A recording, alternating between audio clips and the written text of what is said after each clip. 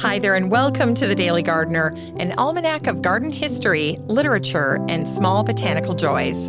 I'm Jennifer Ebling, and today is July 3rd. You walk into the garden, and something has changed. The peonies are finished, the roses need deadheading, and the foxgloves have nearly had their say. June has slipped away, almost without your noticing. And if you're a northern gardener, this is about the time you find yourself asking, what next? A writer for The Garden magazine asked the same question back in 1918. The answer still feels right. They wrote, "July is truly the turning point in the campaign of the garden. Nearly everything is either at its best or exhausted, ready to make room for other crops." That's July. Not an ending, but just the moment when one season steps aside and another quietly begins. Here's today's garden history. It was on this day in 1769 that the Scottish scholar Gilbert Laing Meason was born in Kirkwall on Scotland's Orkney Islands. Gilbert Meason wasn't a gardener. He wasn't an architect. He was a country gentleman, a scholar, and a friend of Sir Walter Scott. Gilbert spent much of his time studying Italian landscape paintings by Titian, Claude Lorraine, Raphael, and Poussin. But as he looked at all those paintings, he noticed something. The buildings didn't simply sit in the landscape. They belonged there. In 1828, Gilbert published a small book, only 150 copies, called On the Landscape Architecture of the Great Painters of Italy. In it, Gilbert was the first to use the phrase landscape architecture. But it's important to remember that Gilbert wasn't describing gardens. He was describing paintings. In fact, he had never even been to Italy. He wrote the entire book from Scotland, using engravings and reproductions. Now, the book attracted very little attention. Most copies were simply given away. But somehow, one copy reached the Scottish garden writer John Claudius Loudon. And Loudon learned something that Gilbert hadn't intended to teach. Loudon borrowed the phrase landscape architecture and gave it an entirely new meaning: the design of real landscapes. From Loudon, that phrase traveled to America and eventually to Frederick Law Olmsted, who adopted landscape architect as his professional title after winning the commission for Central Park. For his part, Gilbert Meason never lived to know what became of those two words. Ironically, he died in Venice, the Italy he had written about for years, without ever seeing until the end. Today, his estate has nearly disappeared, and his book is extraordinarily rare.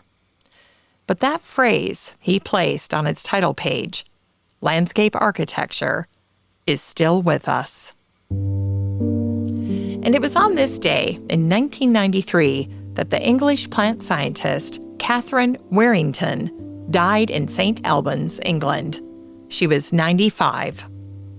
Katherine was born in 1897 in Harpenden, where her father worked at Rothamsted Experimental Station, one of Britain's great centers for agricultural research. And that's how science became simply a part of her everyday life. After graduating from Royal Holloway College in London, Katherine joined Rothamsted. At first, she wasn't paid. Instead, she worked as a volunteer in the botany department until one small observation changed everything. One day while she was working, an entomologist was testing ways to discourage aphids from feeding on broad beans. The experiment failed, and nearly every plant died, except one row. Those plants had been watered with a solution containing boron. Katherine asked a simple question: why?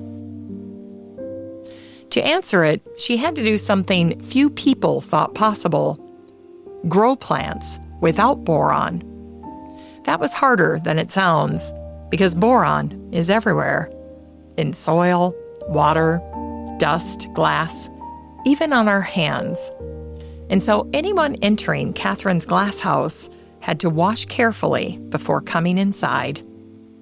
In 1923, when Katherine was just 25, she proved that boron is essential for healthy plant growth.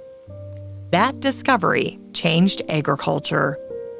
Today, farmers around the world still correct boron deficiencies in their fields, a practice that traces back to Katherine's experiments a century ago. Katherine spent the rest of her career studying the nutrients plants need to thrive.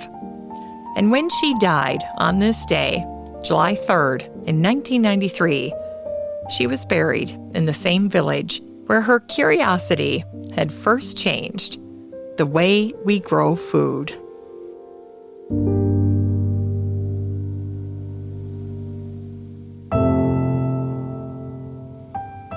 In today's Unearthed Words, we hear from the English gardener Christopher Lloyd, writing to his dear friend Beth Chatto. Their correspondence was later collected in the book Dear Friend and Gardener. Christopher wrote this letter on this day, July 3rd, back in 1998. At the time, Christopher was traveling through Scotland. He wrote, "I visited Ruth and Robin Crawford at Belcair's. She is justly proud of her garden, which is a picture, but they should have more help. There is so much work." Then to Colin and Culgan at Frenwick, where there was a sea of poppies. After a long tour of the garden, I thought I'd sit and do some reading. "Yes," Colin said eagerly. "Shall I get you a basket?" He had misheard reading for weeding. Christopher continued on to Orkney, where he admired the seabird colonies on Westray, caught a dreadful cold, and eventually wrote to Beth, "Could you bear a day visit from Ferguson and me? We should love it. I could use your cat fudge in my invisible garden." Christopher was 77. He had spent a lifetime among gardens. And somehow reading and weeding had become almost the same word. I understand that.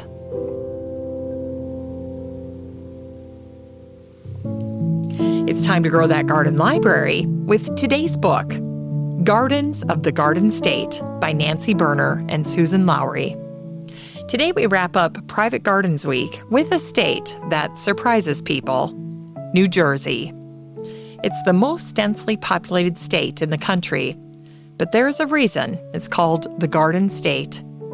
Nancy Berner and Susan Lowry take readers from the New York border to Cape May, visiting 28 gardens along the way. Some are large, some are small, some belong to old estates, and others begin in ordinary front yards. Together, they reveal a remarkable range of landscapes, from the mountains to the pine barrens to the rich coastal plain. What I like most about this book is that none of these gardens became memorable because they were famous.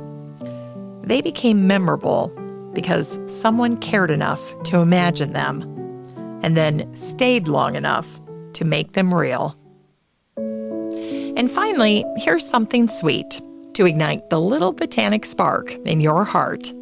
It was on this day in 1883 that the writer Franz Kafka was born in Prague. Kafka once wrote, "When I walk alone in the woods or lie in the meadows, all is well." That isn't always the Kafka that people expect.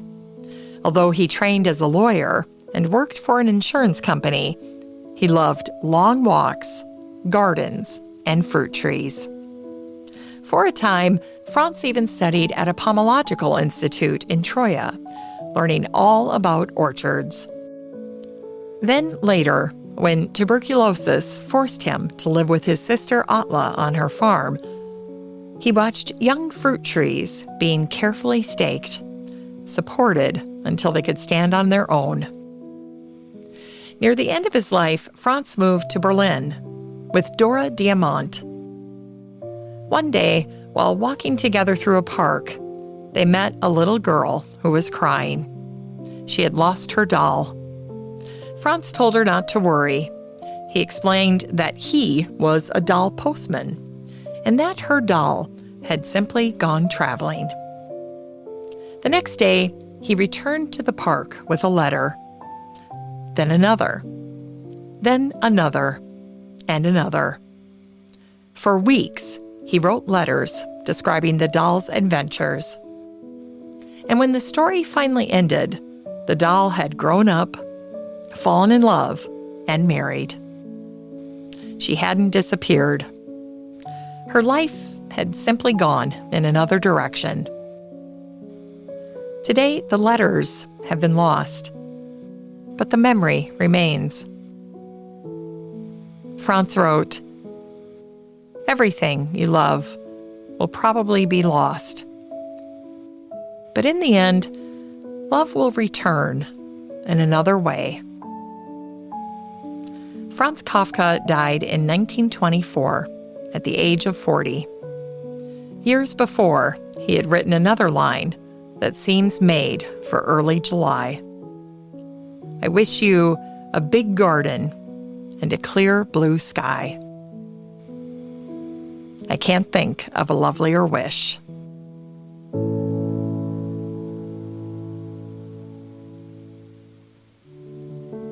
As we close the show today, remember, take a slow walk through your garden, not to see what's blooming, not even to see what needs doing.